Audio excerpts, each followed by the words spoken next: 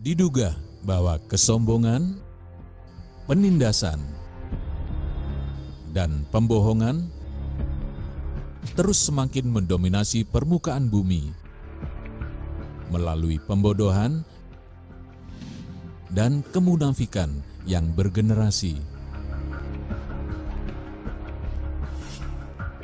Di antara dugaan tandanya ialah belum ditemukannya wadah curahan isi hati kami di antara pengguna salah satu tradisi berguru. Terkontroversikannya seputar CI dan HTI di Jember dan Bondowoso. Terkontroversikannya beberapa anggapan. Dan terbiarkannya beberapa hal yang belum mendapat kepastian dan atau belum mendapat mediasi dan atau belum mendapat tindak lanjut. Dan bercampur aduknya tradisi. Mungkin di antara dugaan permasalahan yang perlu dibahasakan secara bersama ialah korban akibat peperangan dan ideologi yang sulit dibahas secara terbuka. Diduga bahwa terbiarkannya ideologi dan biologi liar dan atau tidak dipertanggungjawabkan, maka akan menjadi penipuan terhadap manusia, dan manusia akan tergiring pada pemfungsian penyelamatan sementara yang mestinya tidak harus terjadi. Karena sekarang pun sudah banyak pemasangan chip pada binatang agar mudah dikontrol. Dan jika perang nuklir terjadi, maka setiap server akan hancur. Kecuali server yang sudah dipersiapkan di bawah tanah melalui kabel, yang pada akhirnya akan terbongkar juga. Dan bagaimana dengan NKRI? Apakah tidak bisa jika membuat server sendiri saja agar tidak tergantung pada pihak-pihak yang diduga ideologinya tanpa ruh? Karena untuk Negara Kesatuan Republik Indonesia ini sudah ada Pancasila. Sehingga apabila memang harus menggunakan elektronik, maka ruhlah yang menjadi pusatnya, yakni hati nurani manusialah yang di atas elektronik.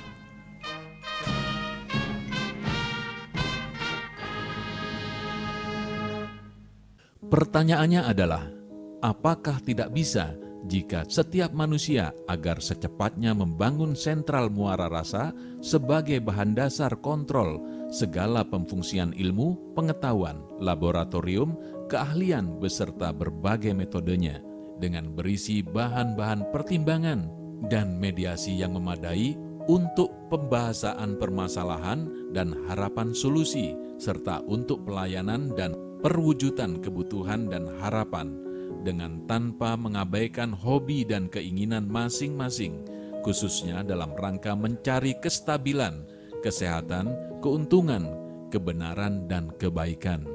Karena fungsi ibarat chip yang terdapat pada setiap hati nurani manusia yang sudah mendapat pantulan cahaya dari langit, insya Allah tidak akan terpengaruh oleh apapun.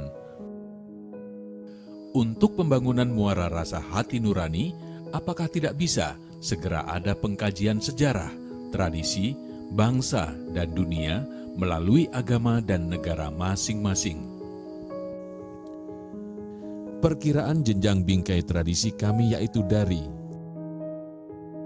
sesama salah satu tradisi berguru, sesama tradisi berguru, sesama mazhab Syafi'i, sesama Ahlus Sunnah wal Jamaah, sesama Islam.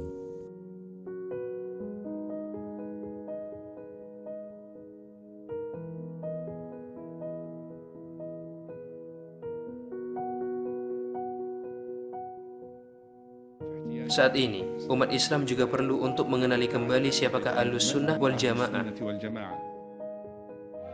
Mangkang jinatua kalawan siwa tatwa bineka tunggal ika tanhana dharma mangrwa nanging hana pamintaku huri panasahana ning ratu kabeh ya tan gegen Pancasila. Indonesia ini diibaratkan seperti hanya tubuh kita, di mana itu ada berbagai macam perbedaan-perbedaan, tapi semua perbedaan itu menjadi indah karena saling melengkapi. Konsep global bahwa datangnya Imam Mahdi atau Kalki Avatar ataupun Buddha Maitreya ataupun istilah apapun saja Yang jelas itu menunjuk pada penyelamatan di masa yang akan datang. Jikalau dunia ini akan didatangi oleh kejahatan, aku akan turun dari zaman ke zaman. Yoge. Di dalam hadis disebutkan, Irak akan dilumat seperti menyamak kulit, Syam dipecah belah seperti helaian rambut, dan Mesir akan diinjak-injak seperti kotoran. Dengan ini, bagaimana jika segera diadakan persiapan serempak di permukaan bumi dengan menyatukan potensi menggunakan apa yang dimiliki dan sudah teruji sejak dahulu, seperti pergerakan 10 November 1945 menggunakan persiapan, yakni bukan asal bertindak yang tanpa dasar, tapi untuk hal-hal yang sudah saatnya bertindak. Percayalah saudara-saudara, Tuhan akan melindungi kita sekalian. Allahu Akbar, Allahu Akbar, Allahu Akbar. Merdeka! Oleh karena itu, tentang permusyawaratan yang dimulai sejak Juni 2018, yakni Sawan 1439 ini agar segera ada kepastian. Jika uji materi ini terlambat, maka satu-satunya jalan adalah menunggu serta menyiapkan kemunculan Imam Mahdi. Dari pembacaan hadis-hadis fikih tahawulat, bahwa fitnah Syam tidak akan berhenti kecuali Al-Mahdi datang. Imam Mahdi akan muncul pada akhir zaman untuk memberikan dunia keadilan setelah dipenuhi dengan kezaliman dan ketidakadilan. Kita adalah orang-orang yang sedang menunggu-nunggu wujudnya khilafah dan kembalinya Darul Islam. Ia akan kembali dengan munculnya Imam Mahdi.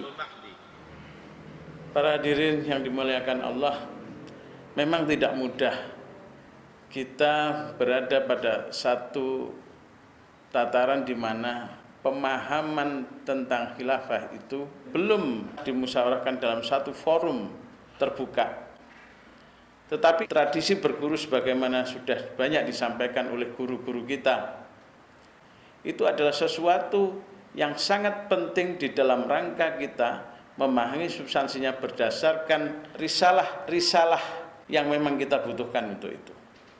Mengapa hal demikian penting? Di dalam pemahaman kemasyarakatan kita yang beragam, di mana kita menjadi warga bangsa dari Negara Kesatuan Republik Indonesia, tentu terjadi satu konflik pemahaman, sehingga kita berada pada dikotomi yang serba salah. Kita berada pada satu sisi, mungkin bisa saja karena kita tidak punya kemampuan untuk menjelaskan keberadaan kita mungkin dinilai makar. Tetapi ketika kita berada pada posisi yang lain, karena ketidakmampuan kita untuk menjelaskan posisi kita juga, maka kita bisa disebut munafik. Nah, tentu ini sebuah posisi yang kita sama-sama tidak menghendaki. Oleh karena tentu kita mengharapkan posisi kita ini bisa disebut sebagai bagian dari kelompok orang yang beriman, kelompok orang yang taat terhadap hukum, kelompok orang yang bisa bergaul dengan semua warga bangsa dengan baik. Tetapi apakah mungkin posisi itu kita bisa raih secara bersama-sama? Tentu cita-cita seperti ini harus ada bridging, ada jembatan. Dengan demikian diprioritaskanlah pemfungsian materi surat-surat dari pencarian parameter kultur dimaksud materi 5 Februari 2015. Kita harus bisa merealisasikan antara agama dengan negara sebetulnya. Dan itu tidaklah sesuatu yang dipertentangkan. Karena istilah agama dalam bahasa Arabnya dari kata din. Sedangkan berkaitan dengan negara, konsepnya merujuk pada Madinah. Jadi antara din sebagai agama dengan Madinah sebagai negara, itu akan menciptakan sebuah masyarakat yang disebut madani. Dari masyarakat yang madani itu membentuk yang namanya tamadun, peradaban. Level tertinggi itu tamadun. Tamadun tidak bisa diciptakan kecuali melalui proses yang namanya madani. Madani tidak bisa diciptakan kecuali melalui proses yang namanya Madinah. Madinah tidak bisa dilaksanakan kecuali konsep dasarnya din sudah betul-betul oke. Itulah yang kemudian menghasilkan Dustur Madinah. Dan itulah yang kemudian menjadi level kebangsaan, level kenegaraan dalam konteks internasional itu. Boleh apa? Ini kan wis diarani zaman akhir ya, Le. Nggih, Pak. Sing tak omongni winginane kan zaman Brontoyuda. Perang. Otomatis adile engko ya Boleh engko kan wis balik nang zaman Jawa Dipa neh le. 700 tahun pertama, 700 tahun kedua, 700 tahun ketiga. Dan ini adalah abad ke-21, tahun ke-21. Jadi kami dari tim Raja Wali mengingatkan bahwasanya fitnah yang beredar saat ini merupakan bagian dari goro-goro itu. Masih ingatkah di dalam Uga Wangsit Siliwangi disebutkan, orang-orang ribut ramai mencari, tapi yang tersisa adalah gagak berkoar di dahan yang mati.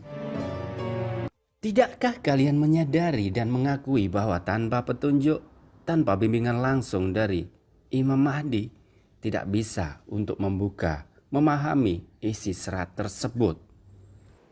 Jadi nanti itu cuma ada dua golongan.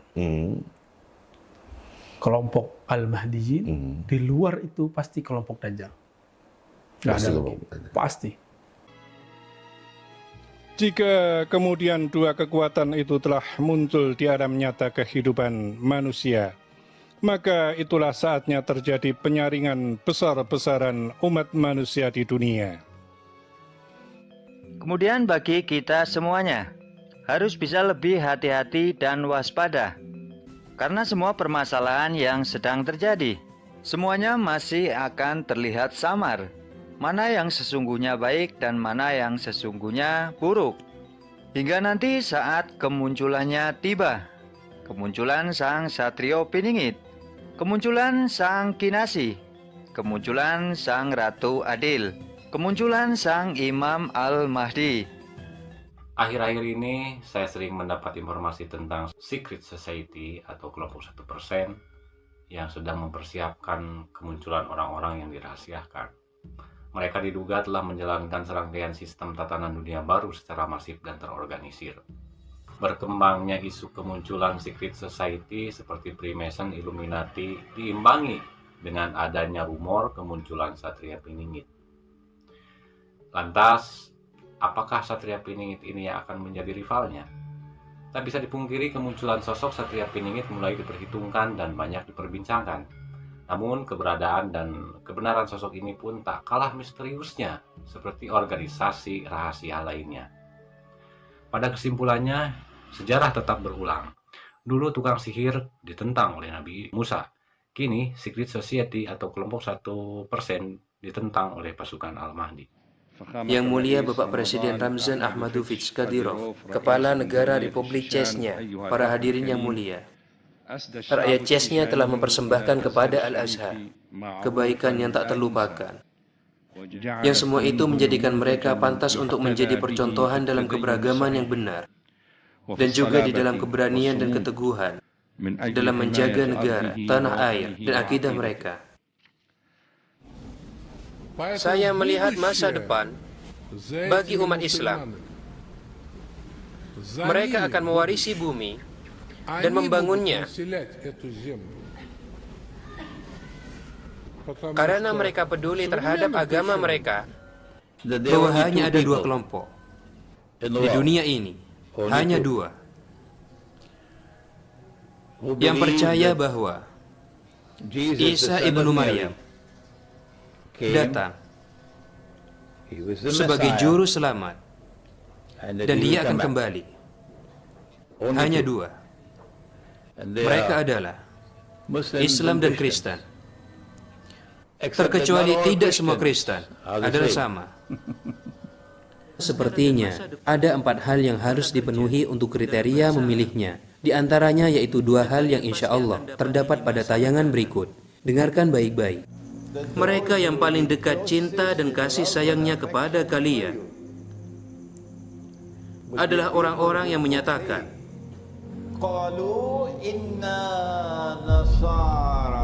mereka nyatakan diri mereka, identitas mereka, kami adalah orang Kristen. Jadi tak mungkin itu Kristen dunia barat. Singkirkan dari pilihan sebuah umat Kristen yang paling dekat cinta dan kasih sayangnya kepada kalian Muslim pada saat itu. Sebagaimana kalian dapati semasa hidup Nabi Shallallahu Alaihi Wasallam ketika di Abisinia, sebuah umat Nasrani membukakan pintu mereka, membukakan hati mereka, dan melindungi kita sebagai pengungsi. وأنهم لا يستكبرون. Mereka itu bukan orang-orang yang sombong. Jadi akhirnya saya akan berbagi dengan Anda bahwa negara khilafah akan mengenali dunia Kristen Ortodoks, di mana hari ini sedang dipimpin oleh Rusia.